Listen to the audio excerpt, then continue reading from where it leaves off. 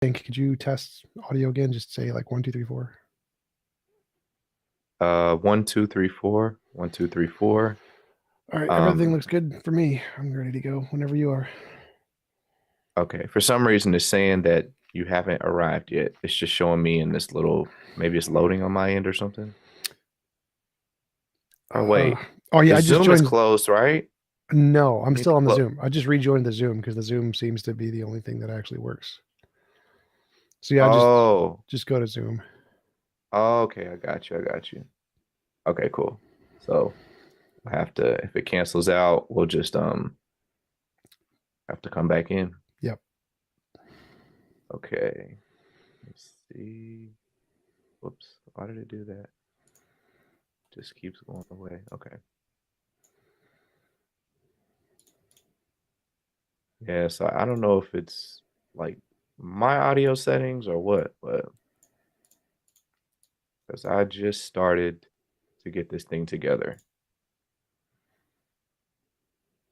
Um, okay. I'm just fixing my screens over here. Okay. I'm good. Everything good on that end? Let me Yep. just check the YouTube to make sure. Yeah, I've got people in the chat. So they're Cool. Cool. And hopefully everybody can hear my sound as well.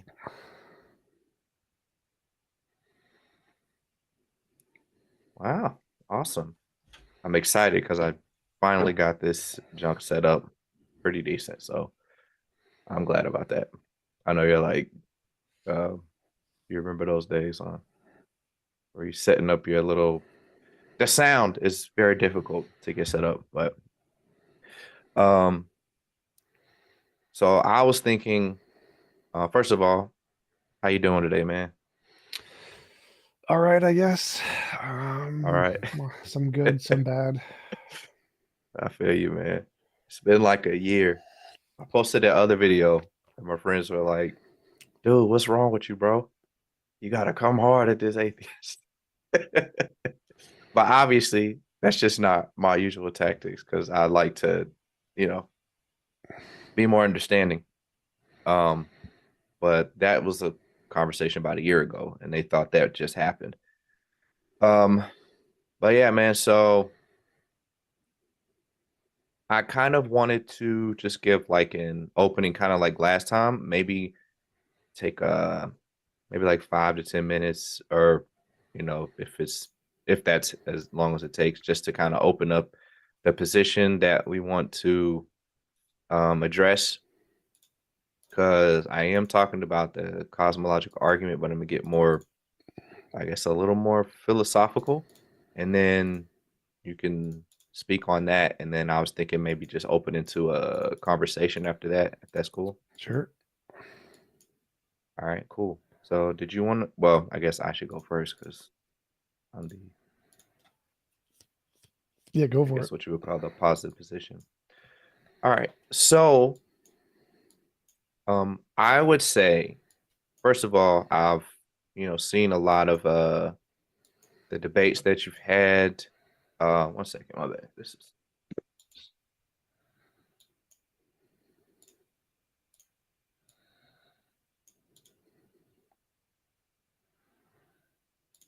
all right.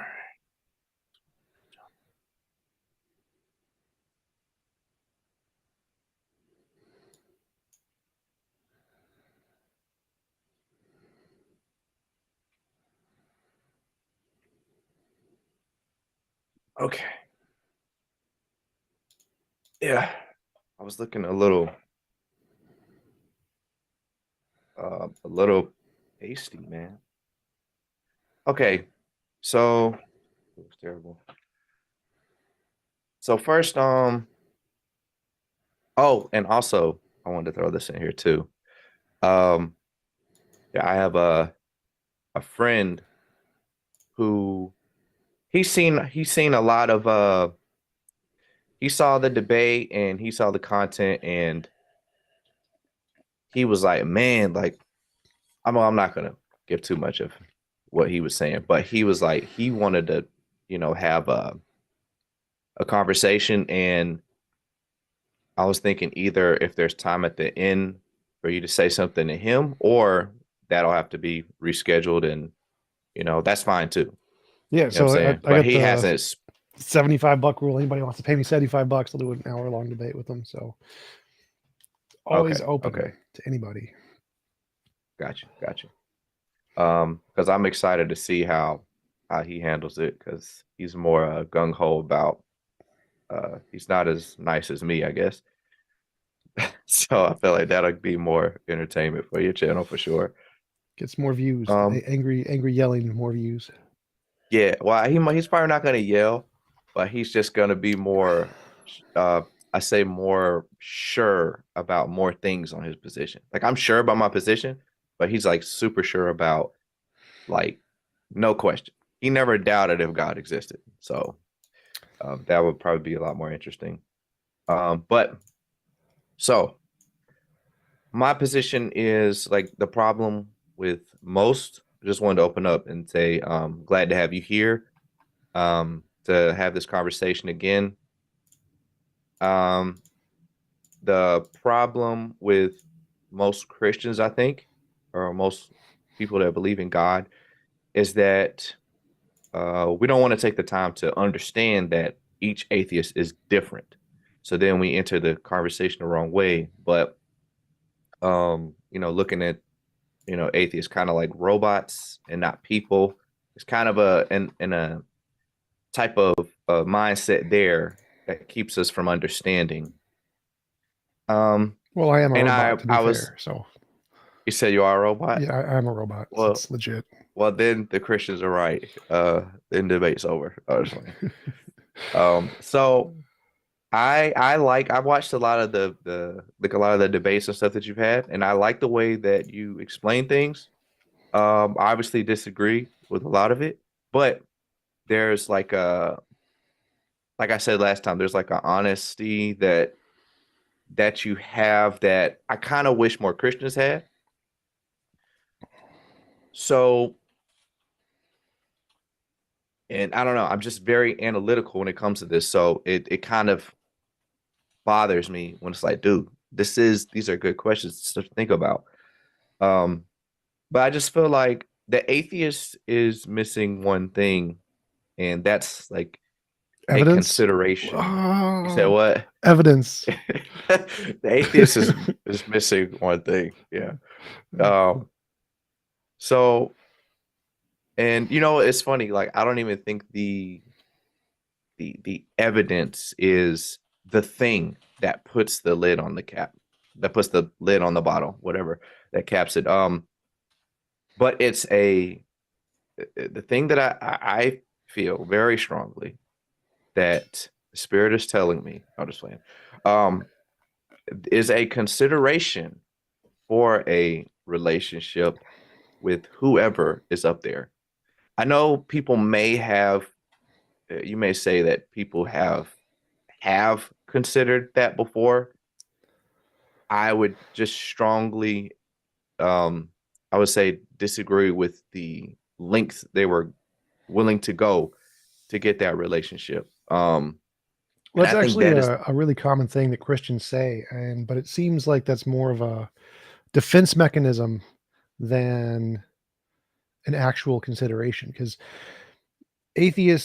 most atheists were Christians, and especially in America, and based on the evidence, based on the statistics, it's more rational to conclude that the vast majority of those atheists were driven to try to find a relationship with God, even more so than most Christians are. Most atheists do more research into the Bible, do more prayer, do more trying to get God to answer and failing than Christians do. And that's why they leave the faith. And so it's a common misconception that Christians have, that atheists just didn't have enough faith or weren't trying enough in a relationship. That's totally false. Like all of the studies show that was false. It's mostly just a defense mechanism that helps protect someone's belief to try to justify why God wouldn't, or why they wouldn't be able to find God if God is really there. Oh, well, they just didn't try hard enough.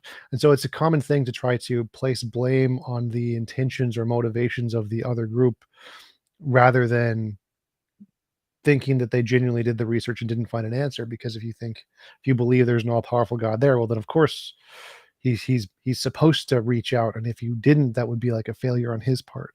And so it's a common thing that many religious people believe that you didn't try hard enough as an atheist, but it's just false, demonstrably false. The people in the atheist community, based on every study, have tried harder to find relationship with a God than the vast majority of Christians ever have.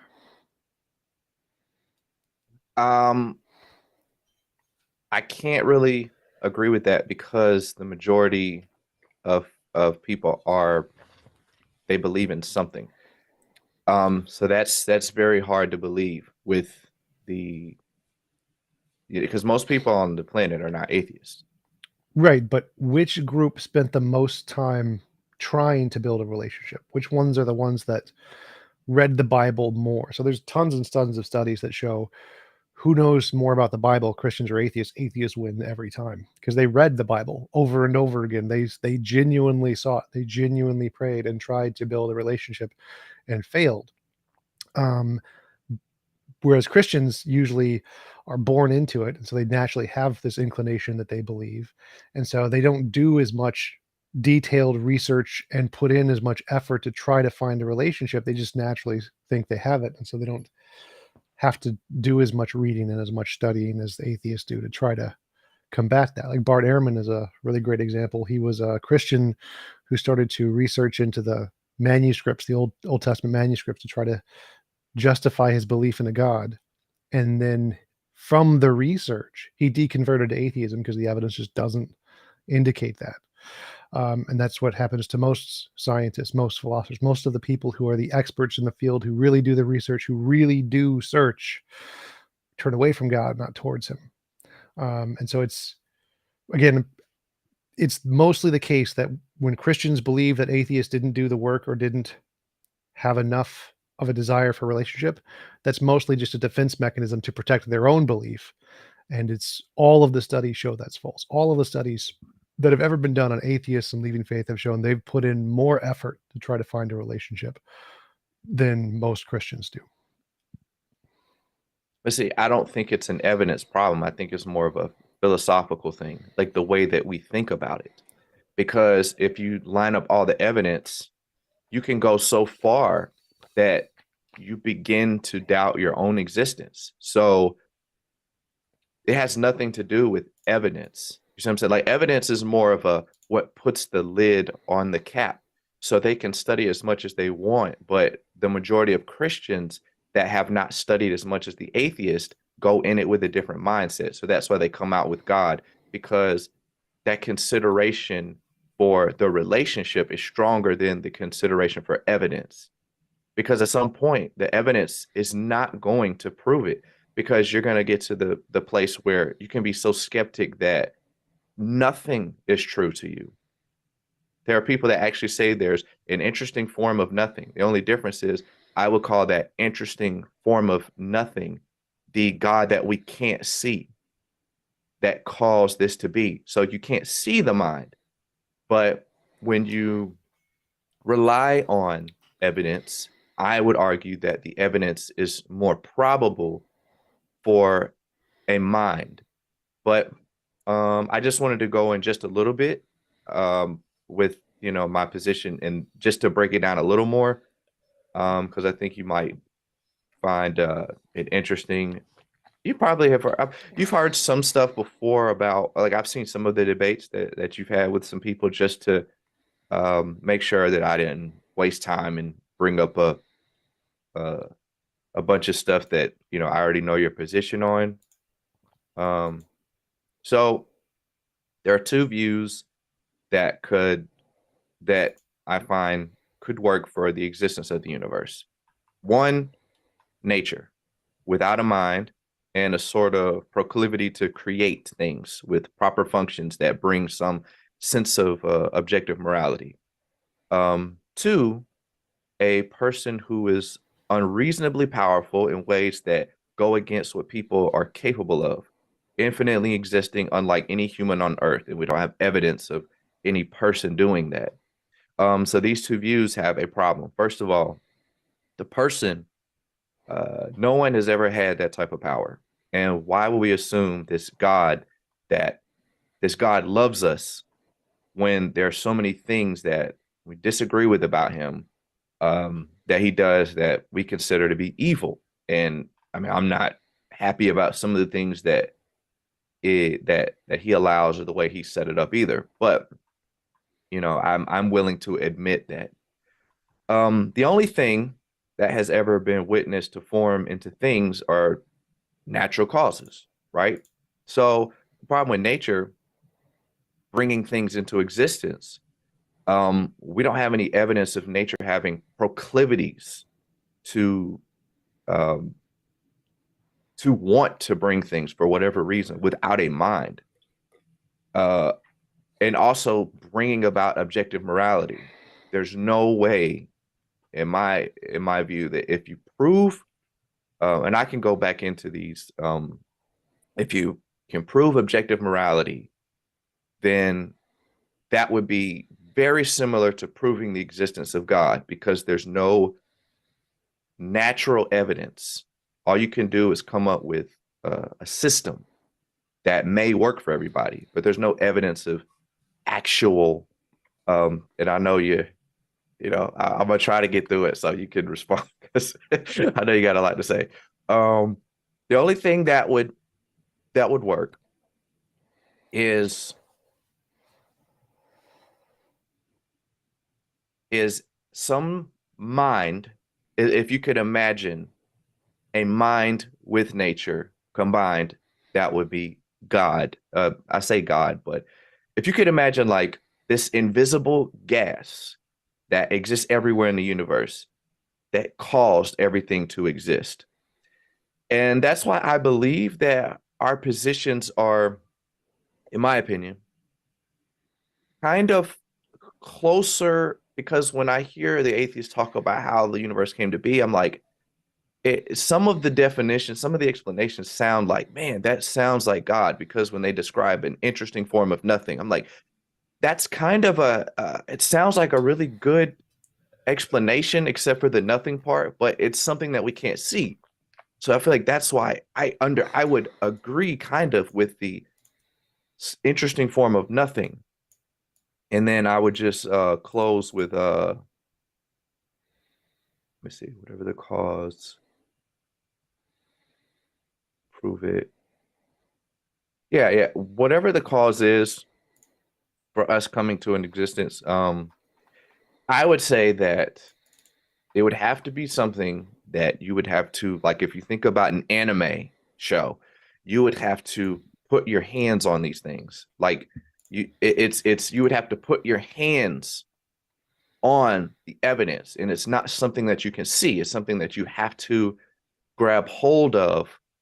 Um, like if you would imagine like an anime show, and I feel like that is the only way that you can get absolute certainty. Obviously, the research helps, and the research in the evidence, it leans you more toward. But I've heard people break down the 5 arguments for the existence of God, and the only problem I have with that, those things have been tried over and over and over again. But the skepticism, it's just so easy to doubt that. But I guess I'll just bring up little things here and there, because um, that's the majority. Oh, yeah, I'm sorry. One more thing. Um, mm, no, that's all right. That'll come up later. I don't want to put too much on the table. Yeah. So that's where I stand with this. All right. So I didn't really understand most of your argument there. So morality, I believe in objective morality. Most philosophers believe in objective morality. Most philosophers are atheists. You don't need a God for objective morality. God does nothing. It makes objective morality worse. It makes it subjective. So there's lots of ways to have natural objective morality. One of them is called moral naturalism. Just Google that, Stanford Encyclopedia of Philosophy. Entire fields of moral naturalism without any God. I don't know why you would think you would need a God for objective morality. There's no reason to think that. Gravity is objective. You don't, if gravity is a law of nature and it can be objective, morality can be a law of nature and it can be objective. You don't need a God for that. You don't need choices to create things into the universe. Quantum mechanics can do that. There's no evidence choices can exist outside of space-time. There's tons of evidence that quantum mechanics can exist outside of space-time. So to think a choice did anything is, there's no evidence to support that whatsoever. There's tons of evidence to think that nature can do it. And there's no evidence to think a mind can do it, which is why the consensus in physics is that nature did it, not a mind did it. So I don't understand why you think a conscious entity would be a better explanation of anything in the universe, because it's just not indicated by any of the evidence. Like, evidence is things that we can differentiate between, is it in our imagination or does it exist outside of our imagination? All of the properties of quantum mechanics are things that have been demonstrated to exist independent of our imagination. They can, the Casimir effect, double slit experiment, entanglement, we can demonstrate these things. We can demonstrate the parts of what make these things, and they exist. And we can show that they exist because we can say, if these things exist, here's a test we can do, and here's the result we're going to get. And we get it right every time with a high degree of certainty. And so we can show that all those things exist independent of our imagination. None of the properties of God can be shown to exist independent of our imagination. None of them. No omnipotence, omnibenevolence, omniscience, outside of space-time minds. None of that. None of that has been shown to exist. And so the rational conclusion is that the things that we can show that exist are a better explanation of what we see than things that we can't show exist. And going based off things that we can't show exist is just making stuff up, essentially, like saying leprechauns did it. We can't demonstrate leprechauns exist. You could believe leprechauns did it. That's fine. I don't really care what anybody believes. But the evidence is only allowed to indicate the things that we can demonstrate exist independent of our imagination. And God is not among those things. God is in the leprechauns, unicorns, fairies, Santa Claus case. Quantum physics is in the things that we can demonstrate exist case. And so if we're trying to say which one's a better explanation of everything we see in reality, including morality, consciousness, the quantum physics is the better explanation because we can demonstrate it actually exists. So, let's see. You said something about morality. Let me see. I'll just touch on.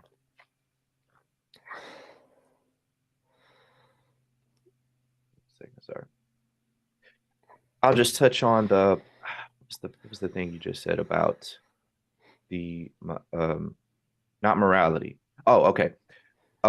Yeah. So I would believe that I would believe that a leprechaun caused the universe to exist. Might sound insane, but I would believe that a leprechaun caused the universe to exist before I would believe that nature did it, because what you don't have evidence for is nature having proclivities for some reason to even want to have some type of desire, or however you explain it, to cause us to exist. There's no evidence for that, and there's no way you can find evidence for that. Or Wait. I objective don't morality, understand. because I don't understand. Like, when you say proclivities, like, there's no evidence you need proclivities to do anything. Proclivities are not a thing that are required for the origin of the universe. What's required is physics. Like, quantum fluctuations can create differentiation between matter and antimatter, and that can create the Big Bang, which then creates all the stuff we see around us. Where did you get this idea that you need proclivities or desires for anything prior to a million years ago? so the fact that we exist, and okay, so you're telling me that you believe that this is more, the way that we came about is more random nature. Determined nature. It's all determined for the most part. See, that's what I'm saying. You say stuff like determined, so I'm like, that confuses me. What do you mean by determined? Who determined it, or what determined it? Just The what? laws of It's like, it physics. sounds like nature wanted to do this. No, like The way that you say gravity it, I'm doesn't just want rocks to fall. Rocks are determined to fall because that's how gravity operates. There's no choice there. sorry. you say determined, and that just it's almost like you sound like, I mean, I'm not trying to like be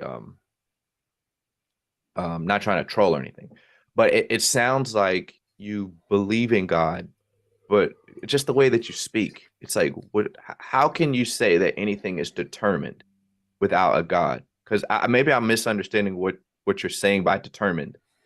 Because determined sounds like someone determined this to be this. So I don't know how nature can determine things.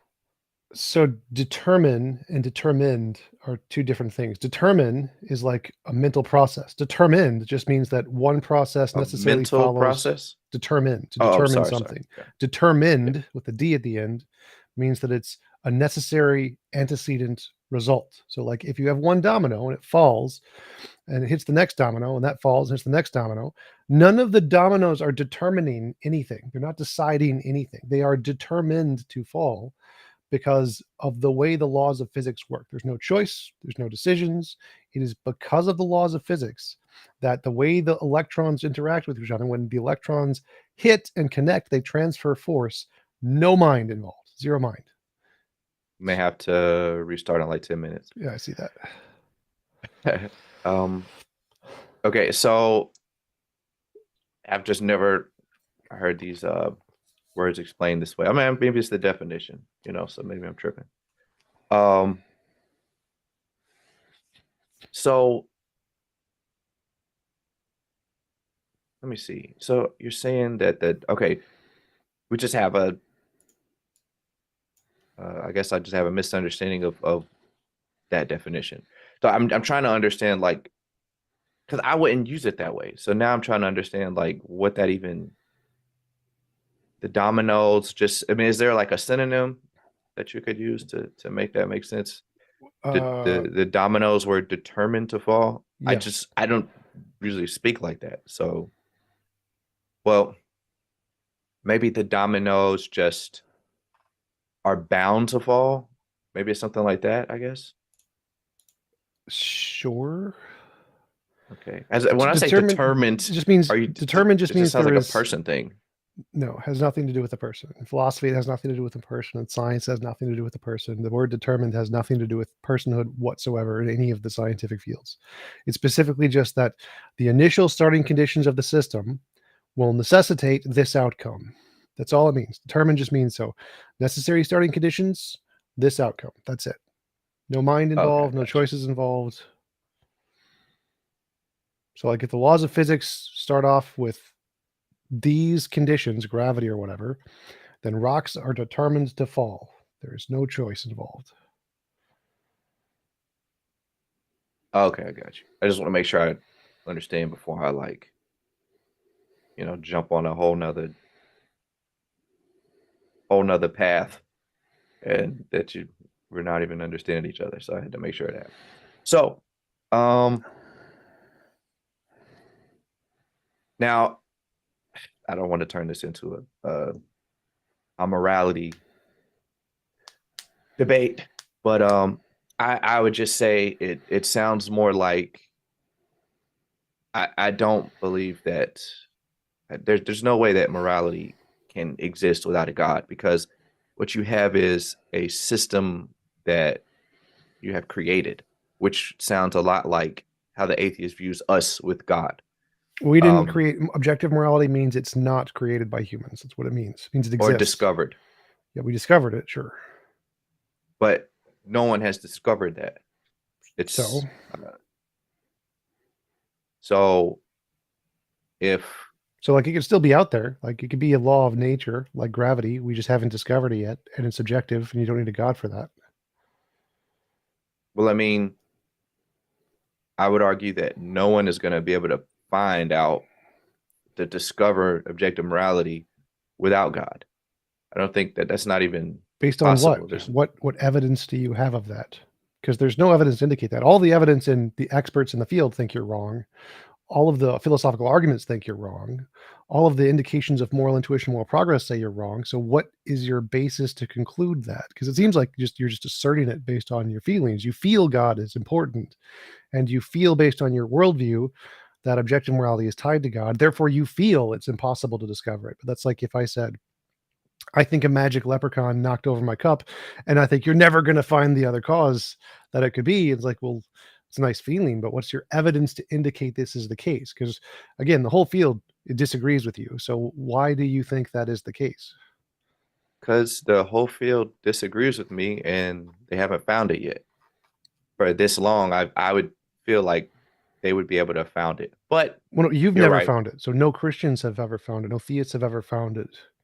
No one's found it. So it's an undiscovered thing, which means to say that scientists haven't found it, you also haven't found it. There's no evidence either way, one right now, which means it doesn't indicate your conclusion any more than it indicates the other conclusions.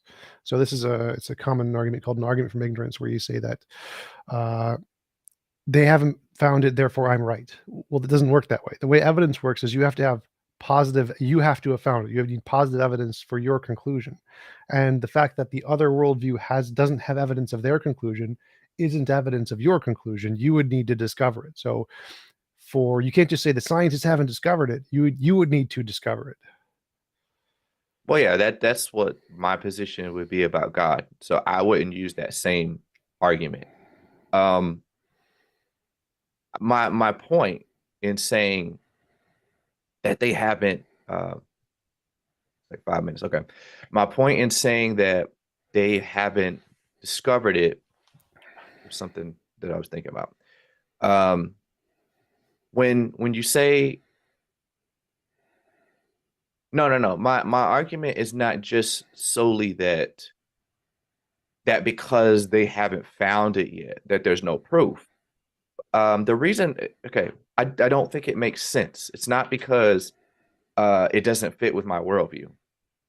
It doesn't make sense that to think about what objective morality actually is, it's almost like taking something that exists in the mind and trying to make that into something natural, some natural element or something. Have we ever found anything which is the same argument, but it just, objective morality is like an objective system that exists. Something like to say that, okay, it's very weird to find I shouldn't steal a bag of chips, like that being a part of objective morality, and saying that that's something that's natural, that we could find objective evidence of something like that being wrong. So I don't know, maybe we view objective morality differently, but I don't understand how you could find natural evidence of something being right or wrong. So there's a couple things there. One, everything a part of our mind is subjective. So if you think morality is just a part of a mind, then it's by definition not objective. It's subjective, contingent on the mind. For it to be objective, it has to be independent of the mind. That's why God-based morality isn't objective. It's why it's one of the worst not accepted models in academic philosophy, because it's not objective. Unless he's real. No, it is objective. It would still be subjective because it's contingent on his mind. If he's real, yep. If he's real and he brought, a system where you can think about any show where. Wait. What does subjective mean? Subjective is more of like opinion morality, right? Well, it's contingent on a mind, intuitions, or feelings of a subject. Yeah. God is a subject. Like, I'm not God, you're not God. God is a different person, right? He's a subject. He's an individual who isn't us. This is okay. So, because objective means independent of all individuals. To God. Okay. No, God is a subject. So God is a subject. He is an individual. Like, all individuals are subjects. Okay, but okay. If he made the natural element, doesn't matter what he made. No. It's going. I'm talking about with your argument. I'm connecting it to yours. My argument is just the definition of subjective is independent on a mind, intuitions, feelings, opinions of anyone. I don't care. I don't care what that person is. I don't care what that person did. I don't care where they are in the universe. Makes no difference. If it's contingent on a mind, it is by definition subjective. Objective means not contingent on a mind, any mind of any level, anywhere.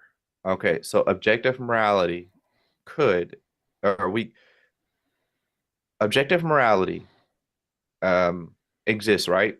Yep. So is it impossible for whatever evidence we discover that proves objective morality that God could have created that? If it's Because for you to say contingent, no, that would be a strong claim to make. I don't know how you could well, prove that. if it's contingent on God's mind, then it's by definition subjective. But then objective morality wouldn't exist anymore if God brought that. Right. If I it's don't even understand how you could. if it's contingent on his opinions, then it's not objective. It's subjective. You know, like when people say, what evidence would you need to believe in God? Novel Like testable what? predictions. Well, that's not the question I was asking, but like, We okay, should refresh now just to yeah. preempt the 1 minute thing. Well, somebody. All right, got you.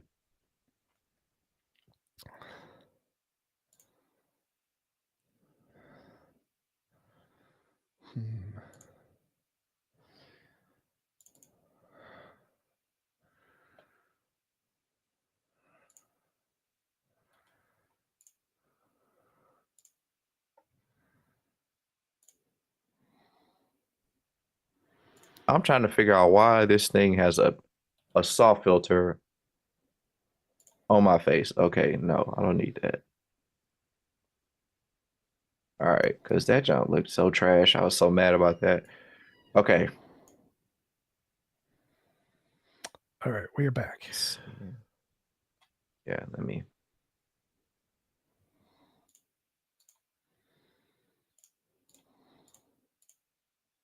You saying?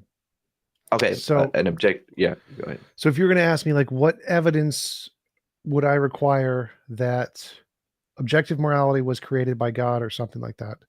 That's a contradiction. That'd be like asking me, what evidence do I need that Bob is a married bachelor? Well, that doesn't make any sense. You can't have evidence that Bob is both married and a bachelor. That's a contradiction. So for objective morality to be true, it can't be made by a mind. Can't be made by a mind. Has to be true independent of a mind. So there are possible models that of a God-based objective morality. Like if morality is a part of God's nature and he didn't choose it, his mind has nothing to do with it, he doesn't get an opinion on it, then it can be objective and there can be a God-based objective morality. But if it's based on his mind and his opinions, then it can't be objective by definition. Okay, so in the Bible, I know I'm not like doing circular arguments, but just a way to explain what I actually believe. And it lines up with the Bible. The Bible actually says that God is truth. So therefore, God would be objective morality in that sense. So he would be a different type of entity. It'd be like objective morality with a mind. And then I know if I bring the mind up, then it'll be like, oh, that's a contradiction, right? If it's dependent on the mind, it's by definition subjective. Also, God as truth doesn't make sense. Truth is correspondence to reality. Truth doesn't exist. It's a description of sentences. So, like if you say the table is true, it doesn't make any sense to say the table is true. It's complete gibberish. But you can say the table exists, and that sentence is true. The table exists. The sentence is true. Truth is a property of sentences. It's a thing of language. If the language represents reality accurately, an object can't be truth. That doesn't make any sense. It's just something like it's one of those arguments that like my dad is bigger than your dad kind of a thing where it's a cool word, people like the word and so they attribute it to their favorite deity even if it makes sense or not. There's no such thing as God is truth, just like there's no such thing as table is truth. The table is not truth. The table is not true. The Well, sentence comparing a table to like a supernatural being is makes no difference. This applies to all existing objects. Any object that exists is not truth. Any object that exists is not true. The sentence, this object exists, can be true, but the object has no truth in it. There's no truth in the object. It's not true. The sentences that describe the object can be true. This applies to God and everything and me and you. I am not true. You are not true. It is true that you exist, because that sentence is the thing that holds the truth. Truth is not a property of existing things. But see, the way that God describes himself, he describes himself as the word, and the word wouldn't make sense either unless you understand what it means. So when he says, I am truth, when you build a uh, it's like when you read the Bible and you get to know the people in the Bible like you would on a show. It's a little different than just grammatically putting together the words. Because obviously, I know that doesn't make sense, but it's not just saying that he is the truth. It's saying that everything he brings about into reality, every truth was brought about by him. And you can only get truth by having a relationship with him. That's what that means. So I get what you're saying though, but Well, it's there's not. two possibilities here. One is that there is some esoteric meaning of these words that ties into the metaphysical nature of reality that nobody understands. Two, this was written by a bunch of goat herders who didn't understand reality. Now, we would need evidence one way or the other. Now, we have lots and lots of evidence that this was just written by a bunch of goat herders and they had no idea what they were talking about, because most of the things in the Bible describing reality is just wrong. You have to try to ambiguate it and try and make it fit the things science discovers. So that seems to be a more rational interpretation than trying to idolize the Bible and thinking it's mystical and has some absolute truths of the universe to it. And so when it says God is the word, that this somehow corresponds to the essence of metaphysical reality. Probably not. That doesn't seem to be a rational interpretation. That seems to be a biased interpretation, because you want it to be true. You believe it. And so you're trying to look at these words and believe that they have some ultimate meaning in them that corresponds to reality. But that's not the way you should approach anything. You should say, okay, what's the evidence of the two possibilities written by goat herders who didn't understand the universe versus actual correspondence to metaphysical reality? What would we expect, or what kind of evidence could we show that could indicate one or the other?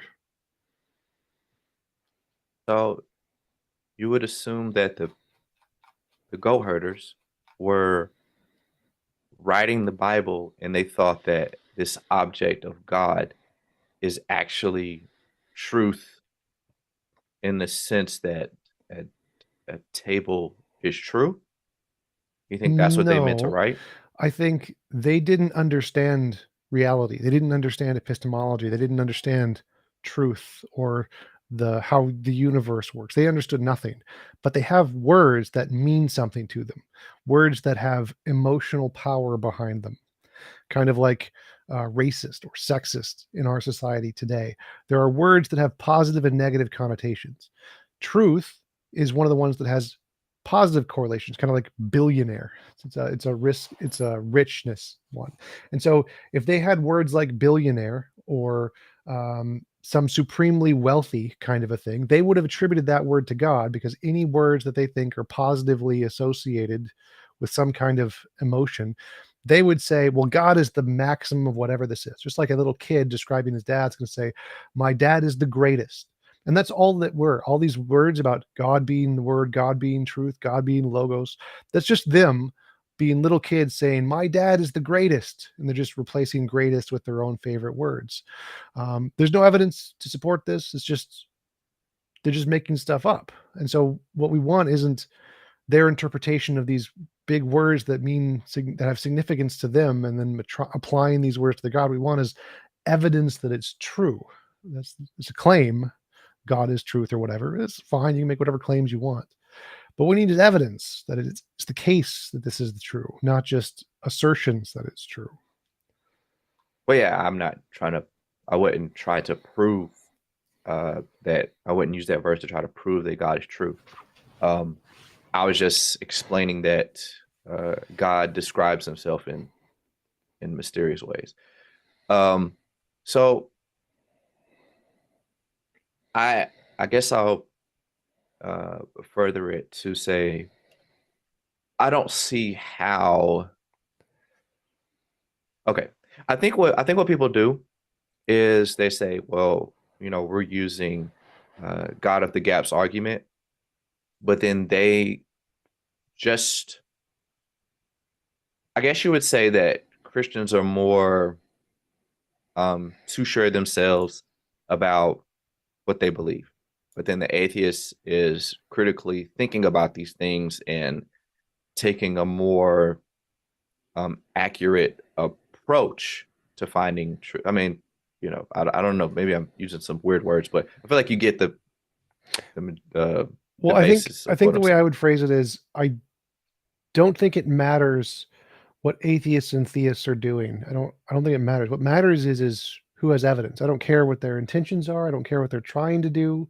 I don't care what their methods are. What matters is who has evidence. Like saying there's some like innate bias doesn't help either side. It's just irrelevant. Just what's the evidence indicate? That's all we care about. I think it's very relevant because it causes you to see the evidence a certain way. Because we bring up what we say is evidence, and then the atheist doesn't believe it because they have they're primed by their experience, whether that was some church hurt or something they read in the Bible that they didn't understand. Maybe it was something in the Bible that was actually messed up, and they were like, "Wow, God allowed that," and it could still be true. But then they have bias that causes them to further that belief that a God doesn't exist. Well, again, So that's why I say it matters. I think this is a Christian, again, misunderstanding of how evidence works. There's no bias there. The bias is irrelevant. The reason physicists don't attribute God has nothing to do with bias. It's because God doesn't make novel predictions in the field. That's it. The reason biologists don't apply to God is because he doesn't make predictions in the field. There's no bias there. Bias is irrelevant. Like if I was biased against gravity, rocks would still fall. Bias makes zero difference to reality. None. And so if you had real evidence, like novel predictions, which is the standard used in all fields of science, bias makes no difference. Bias is never going to stop anything. So all scientists have a bias that they want their model to be correct, and they want all of the other scientists' models to be wrong. So when Einstein came along and he published general and special relativity, every single scientist was biased against his model. Every one of them. They don't want him to be right. They want them to be right. But his model made novel predictions about the curvature of light around the sun, about the perihelion of Mercury, and he got it right. And so even though every single one of them was 100% biased against Einstein, the evidence proved him right. Bias makes no difference. Bias is an excuse theists use to deny the fact that the evidence doesn't indicate their conclusion. So we can prove certain things are not evidence. Like if you see a unicorn and you say, is that evidence that unicorns actually exist? We can be like, no, we can prove that is not evidence unicorns actually exist because we know of delusions, illusions, misconceptions, hallucinations. We know these things exist. We know these things are very common. And so if you say you saw a unicorn, it's not evidence a unicorn exists. It's evidence you had a delusion. And so we can prove your personal testimony is not evidence of unicorns. And for the same reason, it's not evidence of God either. And so there are certain kinds of things which are claimed to be evidence and have been claimed to be evidence for thousands of years that we have proven are not evidence. And we name these fallacies. So like appeal to authority, bandwagon fallacy, anchoring bias, type 1 and type 2 errors. We know that the human brain likes these things and it attributes truth to these things, but they have been proven are not evidence. These are zero evidence. They do not work. And so when someone claims that, they bring an anchoring bias fallacy and say, oh, look, here's evidence of my conclusion. And we're like, no, we can prove that wrong. That's an anchoring bias fallacy. And they say, oh, well, you're just being biased. Like, no, there's no bias there. We've literally proven that is not evidence. We can prove that is not evidence. And so the reason every scientific field does not accept God isn't bias. It's because it's been proven to not be evidence. The thing you're using has been proven to fail, which is why it's not accepted in the field as a justified reason to do anything. And so there's two possibilities. Either it's one, an irrational rejection of some kind of actual evidence, or two, a kind of evidence that we have historically proven does not work. And so you have to try to assess which one of these is the case. And so give me one of the examples of things that Christians say are evidence that atheists will say is not, that you think is just biased. The fine tuning in the universe. Okay, so the fine tuning is the fact that if we change any of the physical constants even slightly, life wouldn't be possible. Now, there's three possibilities there. One, is that all of that's determined by some other force we haven't discovered yet. 2, it's random chance, or 3, design. Like, those are the 3 options. And so why do you think this is evidence of design more so than the other 2 options? Because the other 2 have not been discovered yet. So I lean more towards where the evidence leads. When did we discover design? You said some unknown thing. Right. When did we discover that it was designed?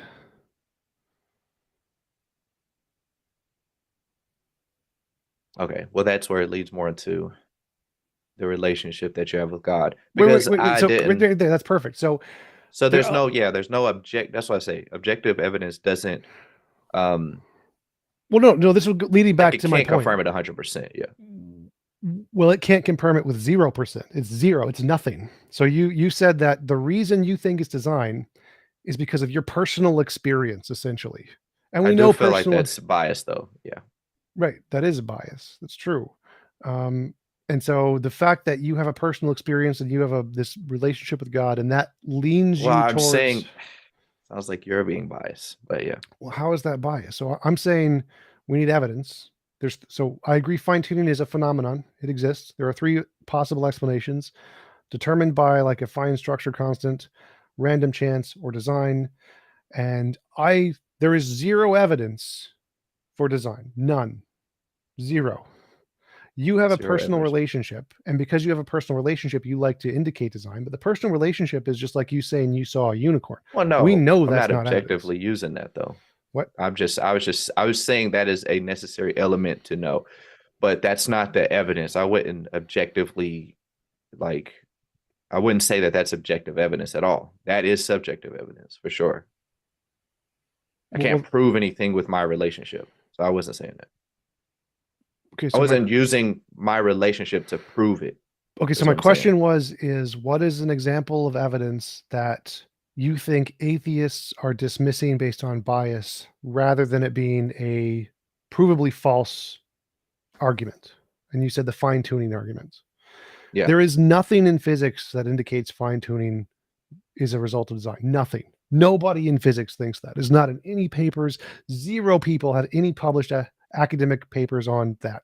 Doesn't happen. There's tons of it on the multiverse. There's tons of it on string theory. There's tons of it on the fine structure constant. Nothing on design. There is nothing in physics that indicates design. And so what the question is what justification do you think you have that fine-tuning indicates design that isn't a debunked fallacious argument that we can prove does not work? Okay, so the fact that every time you see anything with that much order, there was a mind behind it. Well, you'd probably argue that that's not true. Well, it's if you see a building, yeah, there's a builder. If you see a painting, there's a painter. Every single thing. This didn't pop into being. So when you see how much more order is in the human, the body, like your eyebrows are there to keep sweat out of your eyes, or the atheist position, they just so happen to keep sweat out of my eyes. That's not why they're there, right? That's the stuff that you would have to say if you don't believe God made things. You would have to say that things just so happen to work this way. We just so happen to, the mother, not, the woman just so happens to give birth. She's not made to give birth because you don't believe anyone designed her to be that way. So all of the ways that our bodies work perfectly the way they do, and I'm, minus sickness and things, but the way, the order and structure of our bodies, you would have to say that it just so happened to work out that way. And that's just, it takes a lot of, it's hard to believe that. But I just feel like it's more of a common sense, like obvious thing. But obviously I don't want to, use that argument because, that can be kind of that's exactly right. Well, yeah, that's exactly right. This is one of those debunked fallacies we know fails 100% of the time. Like, it's the complexity argument. It's intelligent design fallacy. Like, we know 100% of the time this is a failure of human reasoning. It's an anthropocentric bias where we say we see complex things, We make things, therefore it must have been made by a mind. 100% fallacious. We know it fails. This is just like saying that appeals to authority fallacy. The priest says it's right, therefore it's true because the priest said it. We know it's 100% a failed argument. So this argument that you There's presented, no way. That's not even comparable. was exactly comparable. This is literally a fact in every academic field. We've proven this wrong. This Google intelligent design. It's literally a pseudoscience. The first But line. you don't see like okay. If Well, you see a let me building, explain yeah, in my more bad. You detail. go So ahead. there are lots of complex things we've seen all around the world. Like there's these cliffs that are just all hexagons, like lots of just hexagons everywhere. And people would think they were designed. 100% wrong. Not a design. It's a natural process. But we think it's designed because we have this bias that anything that's complex is designed. It's not the case. There are things far more complex than any human has ever made all over the universe, like electrons, like protein chains, like chemistry-based atoms that are far more complicated than anything humans have ever made. No one thinks these are designed. Christians don't think these are designed. This is just random processes that happen in chemical ponds based on amino chain acids. Christians don't think they're designed. Yeah, it's like this is something that just happens in a pool somewhere. It's not, I mean, like actual chemicals just forming together. It's not like God actually put his hand there. It's just something that happens naturally in a pool. And so this is a fallacy for humans to see something which they think is complex and attribute it to design based on nothing. It's not the case. So why do you think we do that? My bad. You go ahead. Oh, no, it's totally fine. It's a evolutionary bias we have. Evolutionary bias? Yep. It has nothing to do with what we see in front of us today. Nope. The way that we see, like if you saw a building in the middle of the forest, you wouldn't assume that nature just caused this to be. Well, so like if you see a tree, do you assume a human built the tree? No. Why is that different? The tree is infinitely more complicated than the building. Why do you see a tree, which is infinitely more complicated than a building, and think, oh, human didn't design that?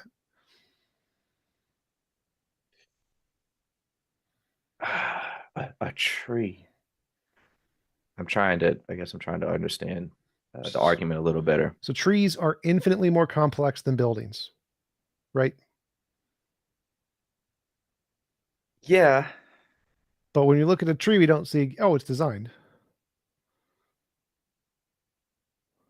Because that's the thing. I would say it's designed, but it's just a different way that you would do.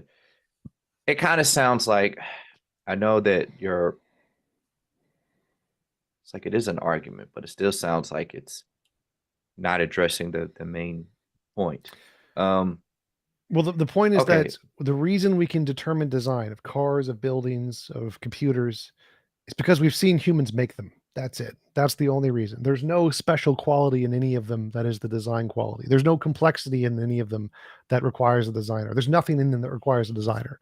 What matters is that we've never seen a natural process that produces them. If there was a natural process that produces them, we wouldn't say they were designed. We'd say, oh, look, it's the thing that the natural process produces. And there are lots of very complicated things that come about by natural processes, like different chemical bonds. There are tons and tons of super complicated chemical bonds that are just like trees that happen naturally, they're not living objects, they're just chemicals. And we don't think they're designed because we see, oh, look, they're made in this pool. It's a really complicated thing made in this pool by a natural process. So natural processes can do things that are more complicated than anything humans do easily. But when we see things that have an emotional significance to us, like eyes that keep sweat out or whatever, we like to attribute that to intentionality because of something called a hyperactive agency detection bias, which is a result of evolution. So there's the fact that eyelids keep sweat out of your eyes, right? Yeah.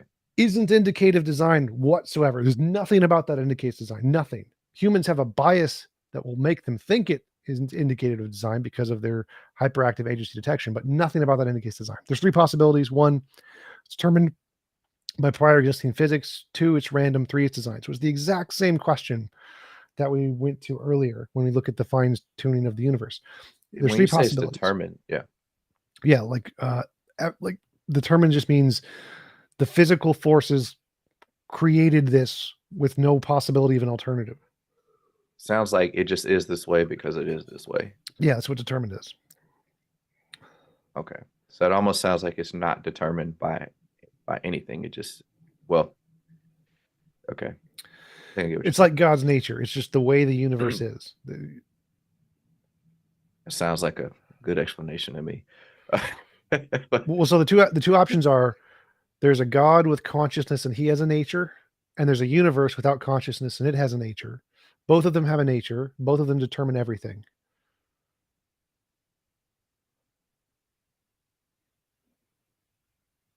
It's tough to even, I'm really honestly trying to even understand the perception of how you can see, like just a simple, like, like a turtle that has a shell. It hides into the shell to protect itself. It's like, it's just, it's the way you're describing nature just sounds so godlike to me. Um, Well, I think that's your bias because you think everything must be God. You see God in everything, but try to imagine God remove imagine God like killed his own consciousness or whatever. Just suicide. Just God did a I suicide. think everything would go chaos though. It's like it's hard to even think Wait, of that. what? So imagine. So God's killed himself, but his nature is still there. He's just like whatever essence of whatever made him is still there, right? So it's the stuff that makes him is still there. So he can still do everything. Still omnipotent. Still creates things just fine. But he's dead. There you go.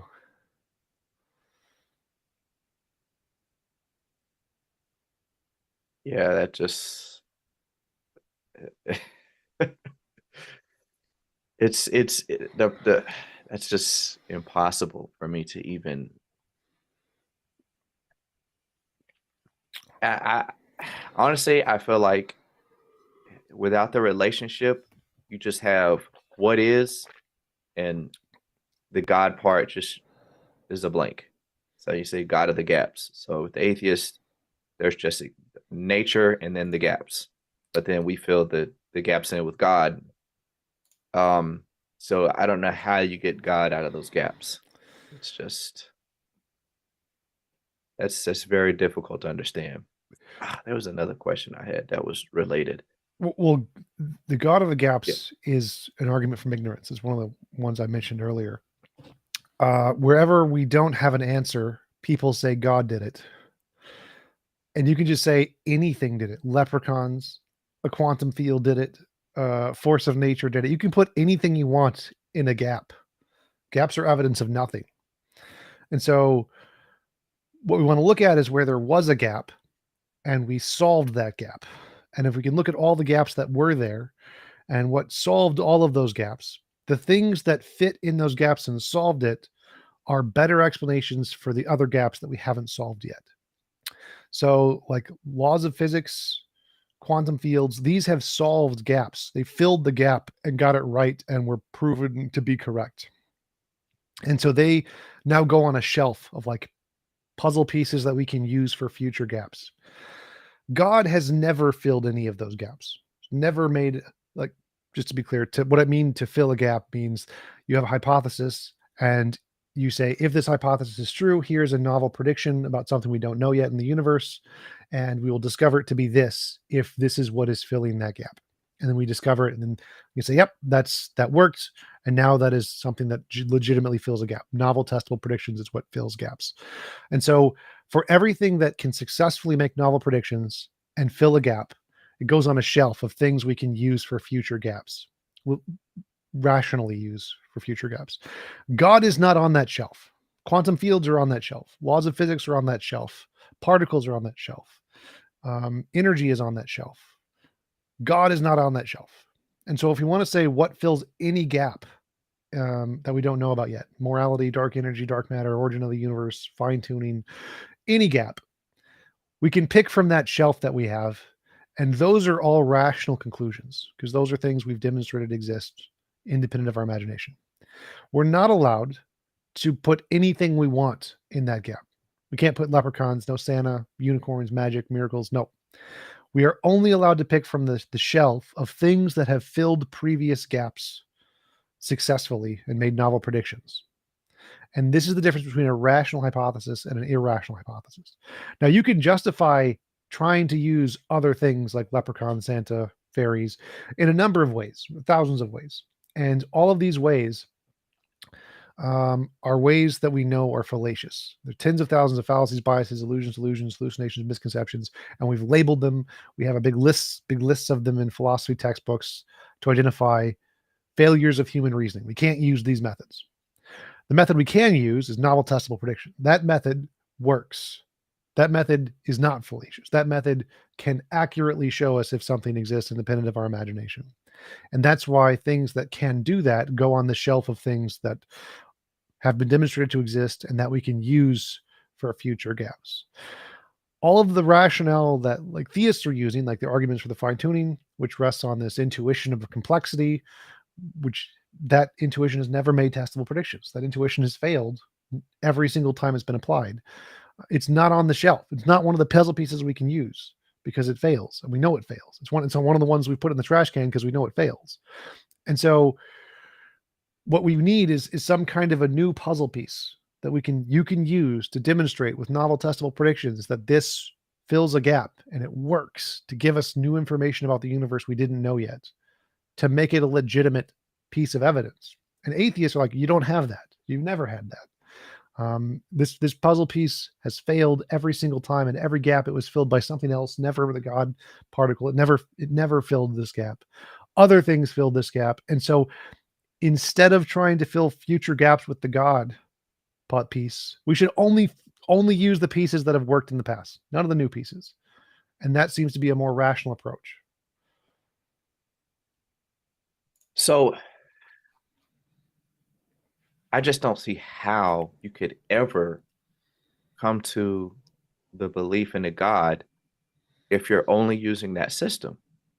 Well, so that system means you can take anything you want, leprechauns, God, fairies, unicorns, and say, if this fills gap X, then I can make a novel prediction about something we don't know yet in the universe and get it right. And if I do, that's evidence of leprechauns or God or fairies. And so this method allows for anything you can think of to fill a gap, but you need to confirm it with novel predictions. And then once you confirm it, then it goes on the shelf of pieces we can use to fill future gaps. And so it's totally okay with you indicating a God if the God hypothesis can make predictions about the future, about things we don't know yet, and get it right.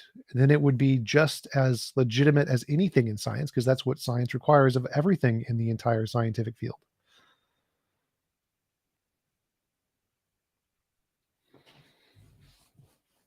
You say it has to make novel predictions about the future. But Novel testable predictions.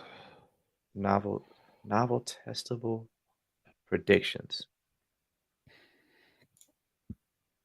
What about where the Bible says that the blood is with life is in the blood, and then they later found out that Well, that was something they already knew. They So could have figured that out back then. Yeah, that was something we knew before the Bible was written. If you stab somebody, the blood comes out, they die. So yeah, obviously loss of blood kills people. So life is in the blood. We knew that long before the Bible was written. But like some examples would be the Revelations in the Old Testament says a guy's going to come down on a white winged horse, and the Christian population is going to, like, a large portion of them is going to disappear. And there's going to be like end times, all the end times predictions. Like there's a lot of predictions in the Revelations, which if those come true would be good evidence that Christianity was true. Or if like after we die and we go to heaven and we see God there, that's like, that would be great evidence. Like, yeah, that's a prediction of things we don't know yet. And so there are predictions in the Bible, and if they come true, that would be evidence of God for sure. So I'm interested if you did see a man with eyes of fire and hair white like wool come down from heaven, from the sky, on a white horse, I mean, what would be your thought process? That would be If you evidence. saw that, that would be different than me seeing it because I could have an illusion based on my bias or something or delusion. Well, the It's difference it's more between probable of yeah. like a delusion versus a novel testable prediction. Novel testable predictions are future tense. So like if I, even though it could be a delusion that I'm seeing this guy on a winged horse or whatever, it's still evidence because it was predicted before I saw it. So if you like predicted God's going to come to you in a dream and tell you the next winning lottery numbers, and that happens, even if it was a delusion, that would still be evidence because you predicted it before it happened. So anything you predict Mhm. before it happens is evidence, even if it's a delusion. So you could predict delusions and that would still be evidence. So I mean, like what? Okay, what would your mindset be if you saw that? If you saw that white winged horse come down from the sky, I mean, I would would that contradict reality, or would that be like, okay, well, it turns out God's real, but you know, like I don't know, just what would your mindset be on that? How would that? I would be that's Yeah. evidence of Christianity, and I would look for more evidence. Same thing I do with any belief. So it wouldn't absolutely prove to you that God's real. It wouldn't absolutely Well, prove you to can't you prove that. anything with 100% certainty, but it's the more evidence you have, the more likely you are to believe something. So, if there was one piece of evidence, um, then I would look for another and another, and then after I get a sufficient number of them, I would then believe the system, whatever it is. System. Okay. So yeah, It usually sounds takes like more than one. So like if I just saw one thing is probably not enough for me to really believe anything. I probably need more confirming evidence. I don't know what the bar would be, but yes, like that would be evidence that would move me closer to believing that Christianity was true. so with that, you can definitely understand how Christians um, believe in God from their own personal experiences then.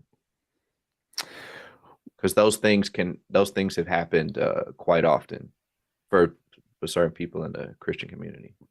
People I have mean, maybe you wouldn't know. I seen don't know. a guy with fiery eyes come down from heaven. No, like okay, like the Bible talks about if anyone's sick, you lay hands on them. What says their sin will be forgiven, but it talks about sin being related to healing.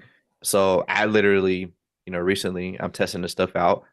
Um, I put my hands on someone's head and I just prayed, serious prayer, and their headache went away.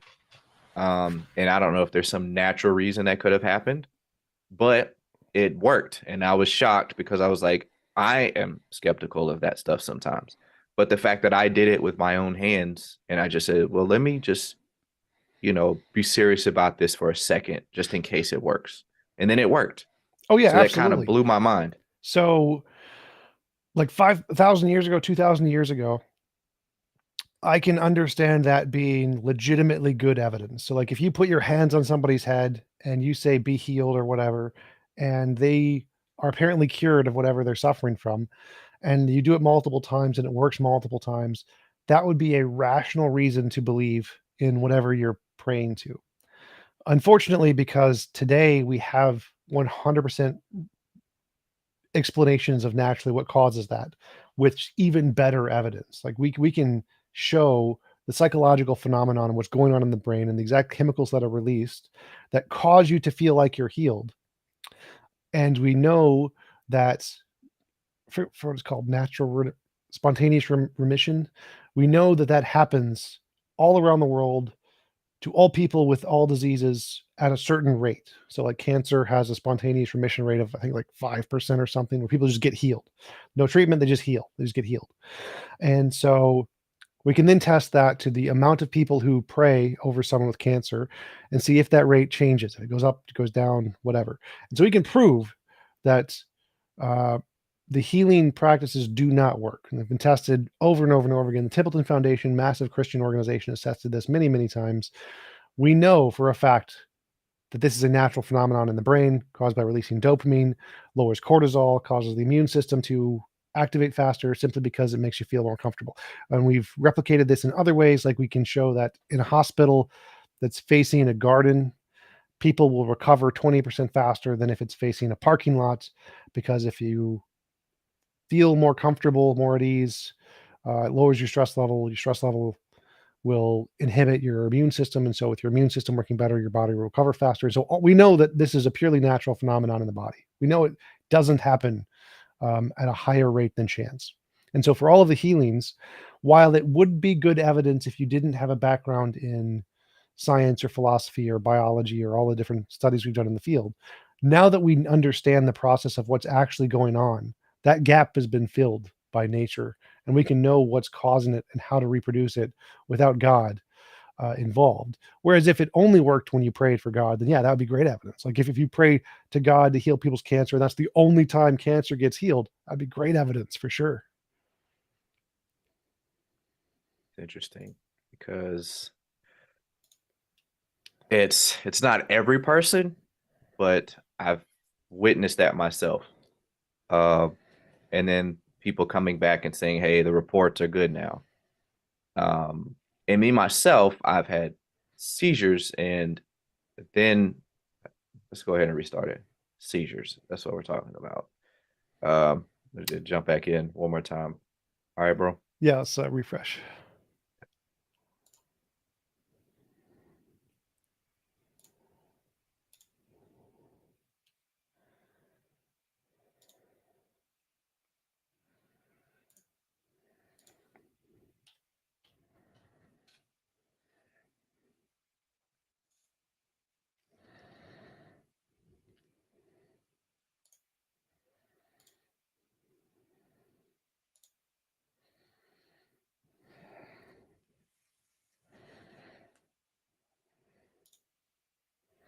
Oh, okay, boom, there it is. Cool. Close that, close that. This. Okay, so I had seizures, and I constantly had seizures. And then when I was about 4, they all decided, you know what, let's pray for Ashlee. Brought me to the altar to pray for me, and then I never had a seizure again. So things like that from my own personal experience, I have tried these things out and tested certain things, and certain things I felt like some people blew it out of proportion. But then other things I'm like, okay, well, this works and this works. And they prayed for me, and my seizures are gone somehow that day. That was the last day. I didn't have any seizures after that. So it just kind of leads me in this direction even more to believe in God. Well, so do you think your parents were praying to heal your seizures before that event?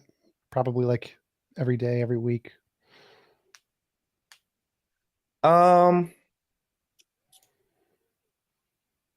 It's just that the Bible says if any of them are sick, bring them to the elders. And then that's what they did, and then it worked for some reason. But yeah, I would say that I would assume that they prayed for me before that. Right. And how many people do you think get brought before the elders every year?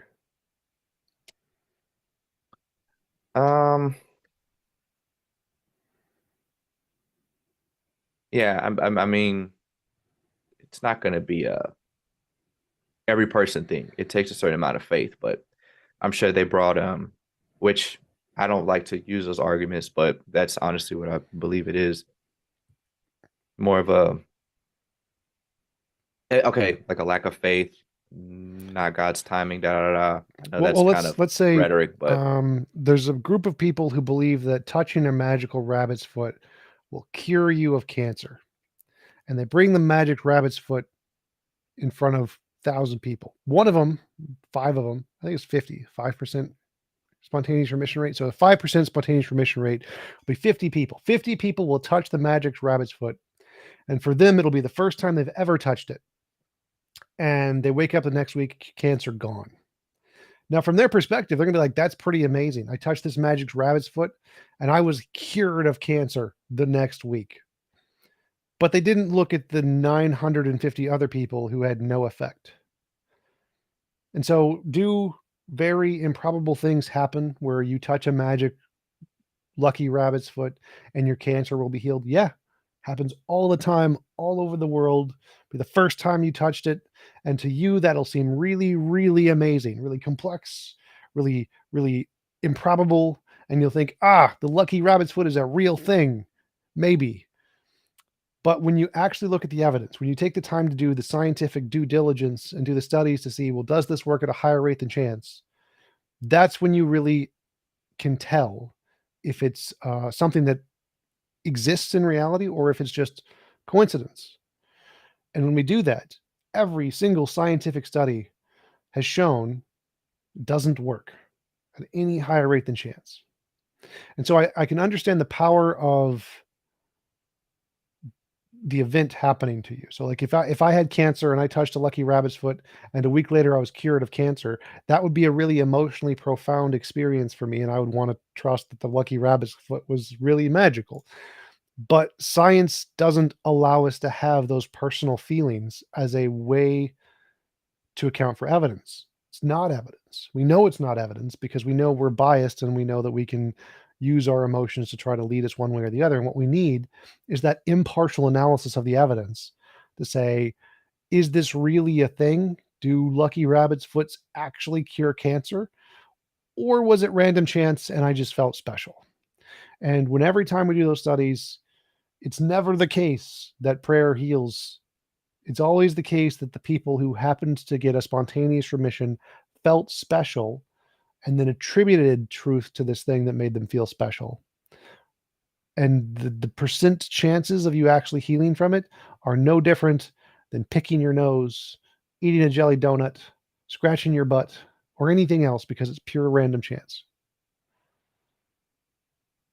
That's why I would say that the evidence can only when you said 0%, like Well, it is that's crazy 0%. So to like me. if you touch a rabbit's foot and your cancer is healed, that's 0% evidence that the rabbit's foot actually causes healing because we have this greater body of evidence that the scientific community has assessed to show that the lucky rabbit's foot doesn't increase your chance of healing more than random chance, which means it's zero evidence. Your personal experience is zero evidence because we have the greater body of evidence to know how much that actually sways the data one way or the other.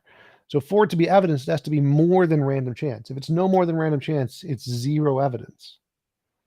But there's so many variables that could apply there, like witnesses, and I mean it could have been certain procedures, like certain people's mindsets towards the thing, and it could be one of those things where it's just got to be done the right way. Well, yeah, So to that's say it's totally true. 0%, Well, you're absolutely right that there could be some kind of special ritual you need to do to get it to work. But no one's found it. No one has ever found it. Every except for the ritual, people that say they believe in God, well, no, except for they those, haven't I'll found say it some of either. those people. No one's found it. So if you find the special ritual that works and you publish a paper to show I got it. well, do it. I got the special ritual. Do it. If everybody does this, they'll Go find to it. a child cancer wing, get them to do the ritual, and you Well, okay, heal I'm not talking everyone about there. healing, but Like this is what I mean by the ritual. You got to find the ritual, you got to publish it in the paper, and you got to be able to take it to any hospital in the world. And if they do the ritual, they'll have a higher recovery rate than chance. And if you do that, you now have the better evidence than God than anyone has ever presented in the history of humanity. okay. The ritual is to believe in God, and I mean not believe in God, like 'cause that's kind of a stretch. The ritual You you're you losing you your don't you mind don't over even there, need to man. tell me the ritual. Go to a child hospital wing, start curing people, and I will believe you. Okay, okay. Well, we've healed some people already.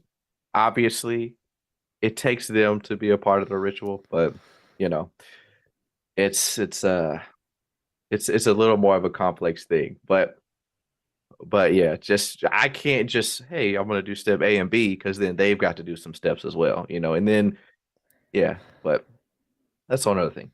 I was talking about the belief in God. Um, but yeah, that's true too. All you got to do is go to a hospital, get people to do it, and start healing people at a higher rate than chance. No one's ever been able to do it. No Christians have ever been able to do it. No one has ever been able to do it. Nope. If they had, we would be super, super impressed. So There's no, but they don't. So the rate at which Christians get healed is the exact same as the rate at which Hindus get healed. So if we go to a, Yeah, but well, think about it this way. If one of every million Christians was a true Christian, then the rate of healing in Christian hospitals would be higher than the rate of healing in Hindus, because 0 Hindus are genuinely believing Christian or genuinely believe in Jesus, right? They believe in Hinduism, many gods, polytheism, which means if there is a single Christian out of every million Christians, and there are 2 billion something Christians, then the rate of healing in Christian hospitals would be higher than the rate of healing in Hindu hospitals. But it's not. The rate of remission for cancer is the same, identical. And so if your model was correct, that there were some Christians who needed to believe genuinely and do the prayer thing genuinely, then it would be higher necessarily. The healing rate would be higher on the Christian side than the Hindu side or the Muslim side or the Sikh side or the Jain side, but it's not. The rate of remission for cancer is the same everywhere in the world. Doesn't matter what religion you are. well, I don't I don't think that that's true. I don't think they would have to be the same. I don't think that they would have to be different because if they apply the same, it's all about if they apply the same model that the Bible gives Well, for the the healing. belief in Jesus part is a clear difference between the Hindus and the Christians there. So if they just don't believe in It's a Jesus, difference. It's a difference, but God, he reigns on the just and the unjust. I mean, so he's not going to just what you reap, you will sow. So depending on so you don't need to believe in Jesus to get healed. no, you don't. Okay. And you don't need to get prayed over to get healed. I Because prayer this takes is the something same rate among performs. atheists. So atheists who have no prayer, no one's praying for them, same rate of recovery. Yeah, okay. Mm, getting healed? Yep. Atheists getting healed? Yeah. Spontaneous remission of cancer is the same among every single group: atheist, Christian, Hindu, Eskimo, potato person, everybody. I don't believe in potato persons, but that's another discussion. um, you say it's the same. Okay, same rate. Yep. With the minority of atheists, it's the same rate. Yeah. So it's cancer has a 5% remission rate. That means of every 100 people, 5 people get cured. So if there's 100 atheists and 100 Christians, 5 people. If there's 10,000 Christians, it'll be 50 people or 500 people. So the rate is what's evidence is the rate, not the literal number. The literal number doesn't matter. What matters is the rate. How often do people get cured of cancer without doing whatever? And it's 5%. Okay, so trying to get the math right. If it's the same rate, 5%, I don't even know. Same. Okay, I got you. Um, They're called Irish, the potato people. say Irish. That's so stupid. um,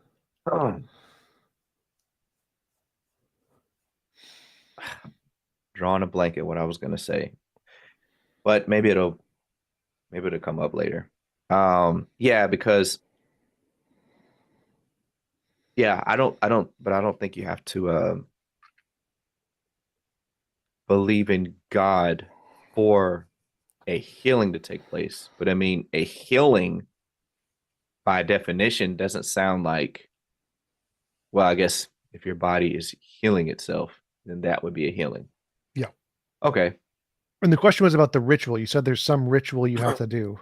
And if atheists are getting healed at the same rate as Hindus, at the same rate of Christians, at the same rate of Eskimos, and atheists don't do any of the rituals other than go to the hospital, then it seems like there is no such ritual. So what you need to do is to have this ritual, apply it to a group of Christians, which are not done by atheists. That would be the control group. The control group are people who do not do the ritual, and show that it has a higher rate of healing than the people who do not do it. And that it does not exist. Well, I mean, it does. It's called medicine. You go to a doctor and they give you medicine that works at a higher rate than doing nothing. But no ritual for prayer has ever worked. I didn't say that the ritual was for healing. The ritual was for knowing that God exists. But I would just thought that what you said about healing was interesting. So that no one has ever done this. And I mean, because if I go to a hospital and I pray for someone and then, you know, their body's healed and I see that personally, um, I mean, yeah, there could be a higher rate of it not working. But I haven't experienced a lot of that. I just know that I have prayed for this lady one time and she said that she could not see, and then she began not like blind forever as some sickness, um and then she began to be able to see more, wasn't like perfect vision, um and then I just pray. So I haven't had a ton of experience with healings and stuff. I just briefly touched on some of mine. I just want to know your thoughts on it, but I would say the ritual for knowing that God is real, I don't think that it's like you're not gonna find it out unless you get unless you open your mind up to a type of, I just say like an anime type of worldview. Like Well, if I'm you open open your to mind up anime. to Like more I'm very anime open. So again, I like think this real is life though, like anime is fake, right?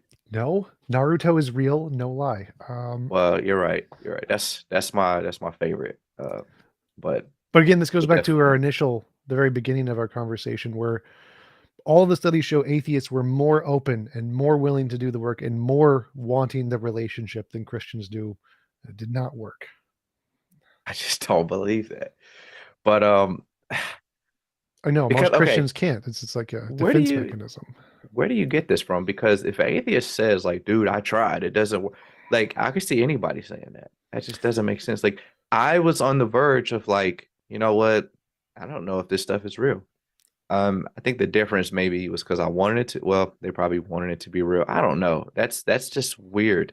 Yeah, they That were believers. They wanted it to be real. They believed it was real, and they researched as hard as they could the Bible, the manuscripts, the philosophical arguments. They know more. Atheists know more about the Bible and know more about religiosity than religious people do because they were so invested in it. And a good indication of this is the fact that the higher up academically you go, the more atheists there are.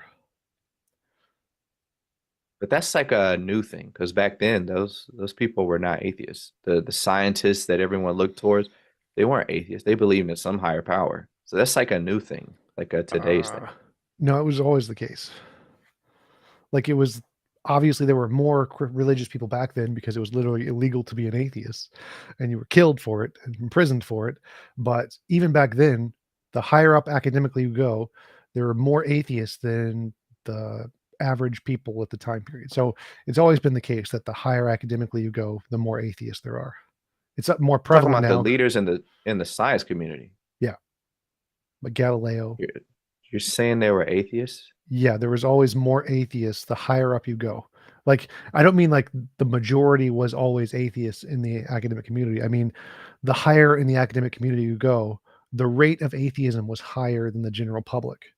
And so even back then when it was literally illegal to be an atheist, there were more atheists at the high levels of academia than there were among the common people. But every scientist that people know about, they all had statements of believing in some type of supernatural being. No. Like Socrates, have you heard of No? that guy? Not religious. Plato, like Plato? I've seen, I have to he research believed this in again forms. because He believed in the perfect forms, platonic forms. But yeah, so obviously there were less atheists in the past, but again, that's because it was literally illegal. You were killed for it. Socrates was killed for being an atheist. He was charged with the crime of atheism and put to death. mm. But I do have to go pretty soon. I have a thing I'm going biking. Okay. Did you want to stop at like 10? Sooner would be better, Or like in like 3 minutes, because I gotta get ready and start biking to get there. okay, I got you. Well, I think there was just one question I wanted to ask you. Okay, yeah.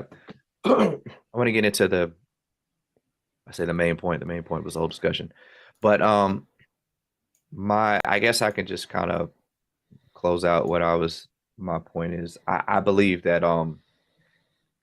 if you are if you doubt God's existence and you don't experience that relationship with him yourself, or even try to, or even, if you're not if you don't get a little crazy for that experience, then you're not going to know. And I think it's a big risk to take, to not go 120% for a certain moment of your life to find that out, because what you're going to end up with is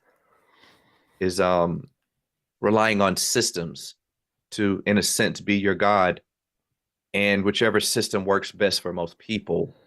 And then what's going to happen is you're going to get to a point where you're going to doubt your own existence, and you're not going to know for sure. You're just going to have to say, well, I choose to believe that I'm real, but I don't know for sure. And just like this conversation here, you could be so skeptical to not even know if this conversation is going on right now. And I don't know where your position is, but I'm just saying, like, there's no way you could prove these things that are so obvious. And that's what I think God would be. Obviously, we don't have a lot of time to go in deeper to that, but that's just my conclusion. So you can give yours, and then we can wrap it up or whatever. I think you can be as certain or more justified in any belief without a God as you can with a God. You don't need a God for anything. Like TJump, I definitely see us having more conversations in the future. Probably schedule something with my boy, because he'll probably be a little more aggressive than me. But I appreciate you coming on, man, and God bless you, brother. If even if you don't believe in God, I still that means a lot for for somebody to say that, even if you don't believe in it. So just take it as respect. Yeah, absolutely. Thanks for inviting me on. Really appreciate it. Always a pleasure talking to you, and look forward to talking to you in the future. Yes, sir. Hope you have a good day, man. You too. Enjoy Talk, your enjoy